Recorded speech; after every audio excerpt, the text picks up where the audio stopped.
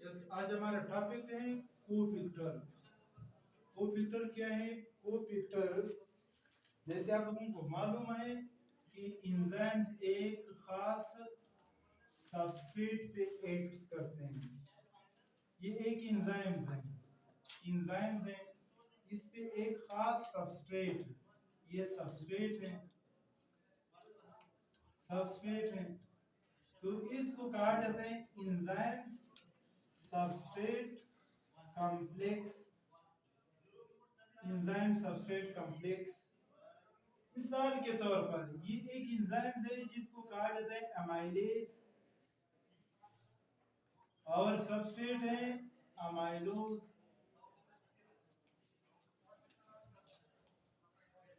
लेकिन इनको प्रोडक्ट में चेंज करने के लिए एक और पिक्टर की जरूरत होती है। अगर वो पिक्टर न हो तो ये एंजाइम्स इन सबस्ट्रेट को प्रोडक्ट में चेंज नहीं कर सकते हैं। इस थर्ड एजेंट को क्या कहा जाता है? इनको कहा जाता है कोपिक्टर। एंजाइम्स और सबस्ट्रेट मिलकर कुछ एंजाइम्स इस तरह हैं कि वो थर्ड एजेंट भी इनसार करते हैं। उस थर्ड एजेंट, उस मददगार एजेंट को क्या कहा जाता है? इनको कोपिक्टर कहा जाते हैं। मिसाल के तौर पर अमाइलेज एक एंजाइम है, किस चीज पे काम किया है? अमाइलोज पे। लेकिन अब ये एंजाइम्स इस सबस्ट्रेट को प्रोडक्ट में कन्वर्ट नहीं कर सकते हैं। एक और एजेंट किस चीज पे इंसार करते हैं? Chloride ion. हमारे मुंह में क्लोराइड आयन मौजूद है। अगर क्लोराइड आयन न हो तो ये एंजाइम्स अमाइलेज भी मौजूद है, अमाइलोज भी मौजूद है, लेकिन क्लोराइड न हो तो ये प्रोडक्ट में चेंज नहीं हो सकते हैं। इस अमाइलोज को वो ब्रेक डाउन नहीं कर सकते हैं। इसको कहा जाता है कोपिक्टर। लेकिन ये कौन सा कोपिक्टर है? ये इनऑर्गेनिक कोपिक्टर है। इनऑर्गेनिक कोपिक्टर को एक्टिवेटर भी कहते हैं। एक्टिवेटर, इनको क्या कहा जाता है? इनको एक्टिवेटर कहा जाता है। एंजाइम्स और सबस्ट्रेट अगर कोपिक्टर न हो इसको कहा जाता है एपो एंजाइम। कौन से एंजाइम? Apo enzyme. एक्टिव है या इनएक्टिव है? इनएक्टिव है। सिर्फ एंजाइम्स और सबस्ट्रेट हैं, कोपिक्टर नहीं है, तो इट मींस ये इनएक्टिव है। क्या है? इनएक्टिव है, तो इनको एपो एंजाइम। अब जब कोपिक्टर आएंगे तो वो चेंज होगा किस चीज में? कोपिक्टर सबस्ट्रेट और इट इज एंजाइम्स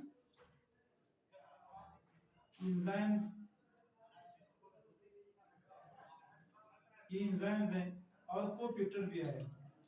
अब ये चेंज होगा, ये एक्टिवेट होगा, ये चेंज होगा ओलो एंजाइम। किस चीज में?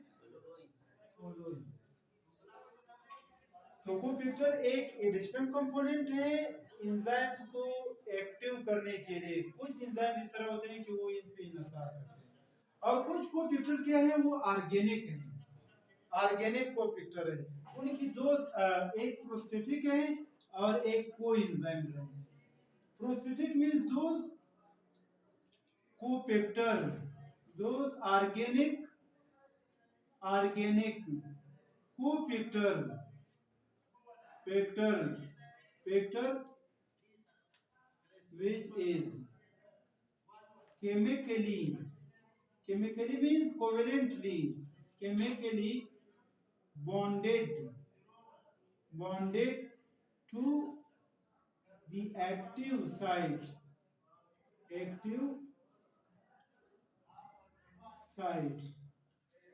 of an enzyme। ये वो कोपिक्टर होते हैं जो मुकम्मल तौर पर परमानेंटली बॉन्डेड होते हैं। किस चीज के साथ बॉन्डेड होते हैं? एंजाइम्स की एक्टिव साइट के साथ बॉन्डेड होते हैं। इनको कहा जाता है प्रोस्थेटिक। जैसे cytochrome is the example of prosthetic group. ये आप लोगों ने स्टडी किया हुआ है। लाइट रिएक्शन जो थैलेकॉइड मेम्ब्रेन होते हैं उस पे डिफरेंट टाइप्स की प्रोटीन होते हैं जहाँ पे जिस पे इलेक्ट्रॉन्स मूवमेंट करते हैं, वहाँ पे साइटोक्रोम मौजूद है। लेकिन cytochrome is the example of prosthetic group. ये किस चीज के साथ अटैच होते हैं? एंजाइम्स के साथ अटैच है। केमिकली अटैच है या फिजिकली अटैच है? केमिकली अटैच है, यानी परमानेंटली इनके साथ अटैच होते हैं, इनको कहा जाता है प्रोस्टेटेंस। What is कोपेक्टर? कोपेक्टर वो पेक्टर्स होते हैं जो एंजाइम्स को एपो से ओलो में चेंज करने के लिए बहुत अहम रोल अदा करते हैं, यानी एक्टिव करते हैं, इनको कहा जाता है कोपेक्टर। अगर कोपेक्टर ना हो तो बहुत सी इस तरह एंजाइम्स हैं कि वो एक्टिव नहीं होंगे। इनकी एक इनऑर्गेनिक है और एक ऑर्गेनिक है। ऑर्गेनिक में एक प्रोस्टेटिक है और एक कोएंजाइम्स है। प्रोस्टेटिक वो कोपेक्टर हैं जो केमिकली बॉन्डेड होते हैं एंजाइम्स की एक्टिव साइट के साथ, और एक कोएंजाइम्स हैं। It is a organic cofactor which is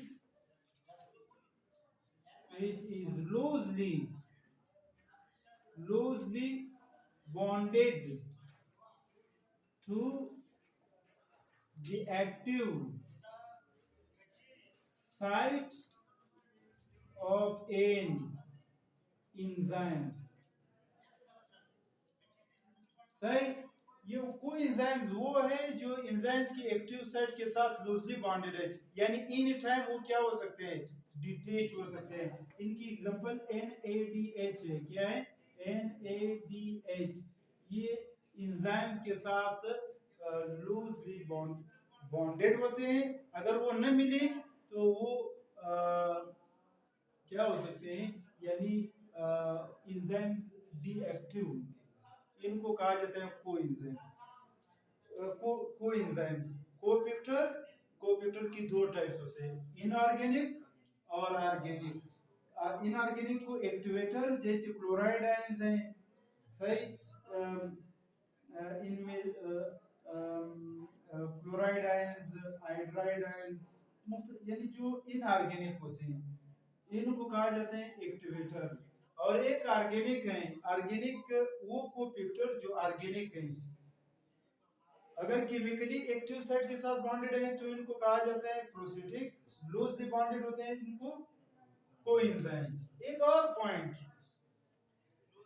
कुछ एंजाइम इस तरह होते हैं कि वो कंडीशन पे इंसार करते हैं, जैसे पिप्सिनोजन। ये एंजाइम्स हैं, मौजूद हैं कहाँ पे? हमारे डाइजेस्टिव सिस्टम, स्टमक में मौजूद है। ये एपो है। कौन सा है? Apo means inactive. कौन सा?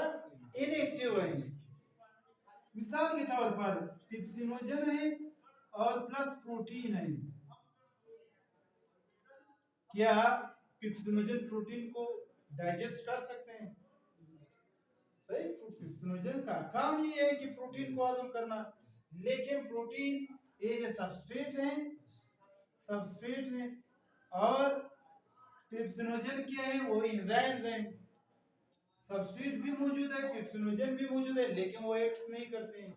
वो एक और पेक्टर पे इंसार करते हैं, पीएच पे, क्योंकि इस एंजाइम्स के एक्टिव साइट पे एक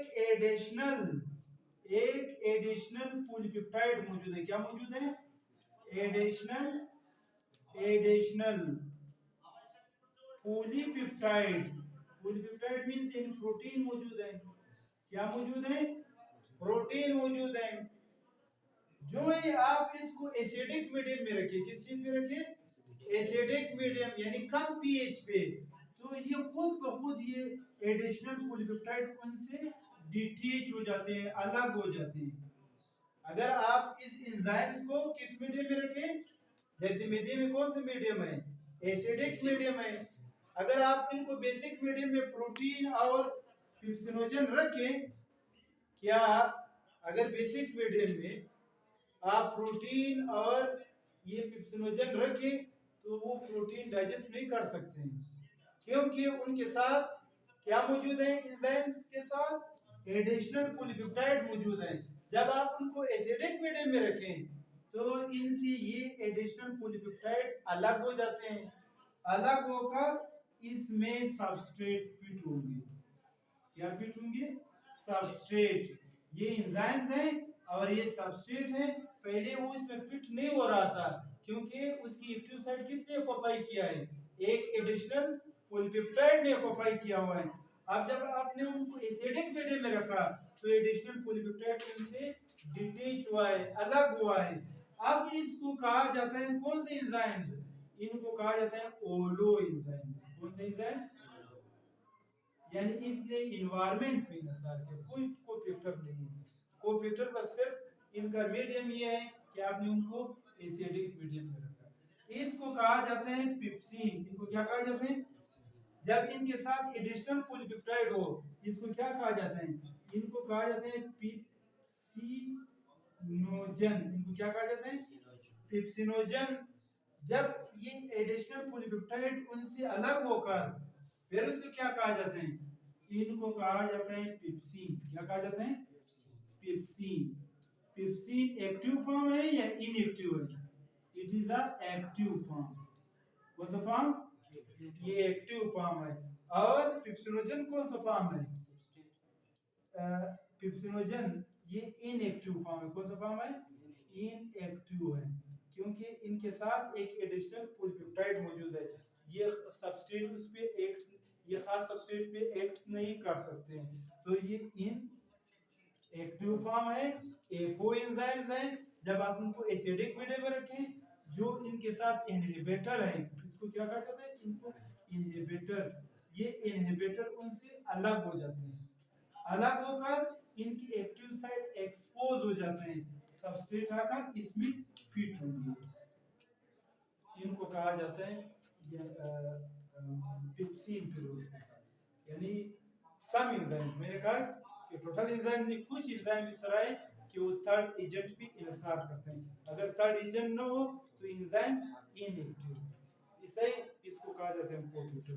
अगर वो कोफैक्टर इनऑर्गेनिक है इसको एक्टिवेटर कहा जाता है। अगर कोफैक्टर ऑर्गेनिक है तो इनको ऑर्गेनिक कोफैक्टर कहा जाता है। अब हम देखते हैं कि ये ऑर्गेनिक कोफैक्टर एंजाइम की एक्टिव साइट के साथ अगर केमिकली बॉन्डेड है इसको प्रोस्टेटिक कहा जाता है। अगर लूजली बॉन्डेड है इनको कोई नेक्स्ट